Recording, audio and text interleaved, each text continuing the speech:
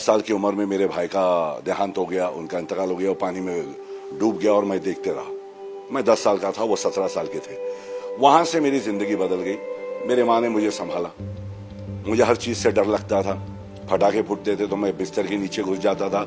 हम खोली में रहते थे 10 बाय 10 की, जहां पर 3 पायखाना था और 30 लोग थे उस 7 खोली में। तो वहां पैदा हुआ, वहीं रहे।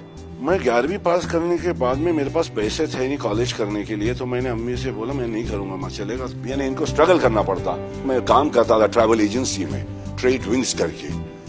वहां पे बस स्टॉप पे किसी ने पूछ लिया क्या करते हो, तो मैंने बोला कि भाई मैं यहाँ हूँ। बोला आप क्या करते हैं? बोले मैं एडवर्टाइजिंग एजेंसी में काम करता हूँ, अकाउंटेंट हूँ। मैं बोला अच्छा। बोले आप मॉडलिंग क्यों नहीं करते? मैं क्या? बोले तुम्हारे तस्वीर लेंगे और तुम्हें पैसे देंगे। मैं बोला मेरी तस्वीर लेंगे, मुझे पैसे देंगे?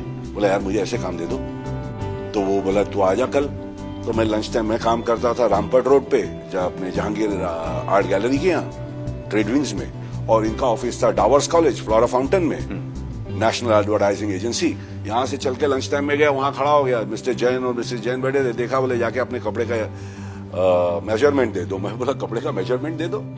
इतना मतलब क्या, अब मैं मॉडल बन गया? बोला आपको मॉडल बना रहे हैं। तो बस मॉडलिंग करी और घर माँ को बोला मॉडल बन गया हूँ माँ।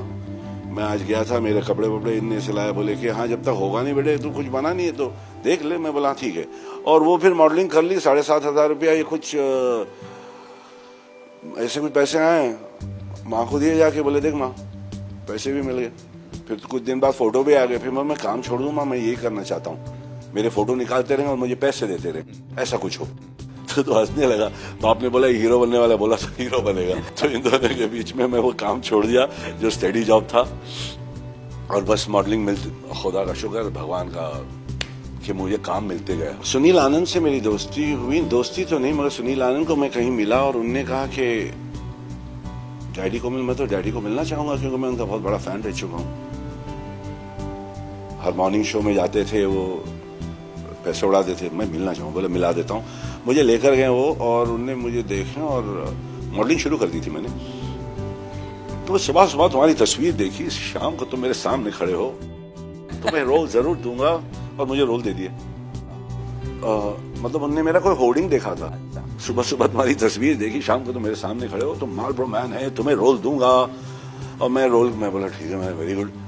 तो बोला कि सेकंड लीड है, मैं मेन लीड हूँ। मैं बोला सर, तो सेकंड लीड का दे दिया। 15 दिन के बाद में बुलाए गए। फिर मैं गया वहां पर। बोला वो रोल मिठुन को दे दिया हूँ, तो मैं और एक रोल दे रहा हूँ। सीधा शक्ति कपूर का चमचा खड़े रह गए पीछे। बोले यहीं सीख लेंगे एक्टिंग।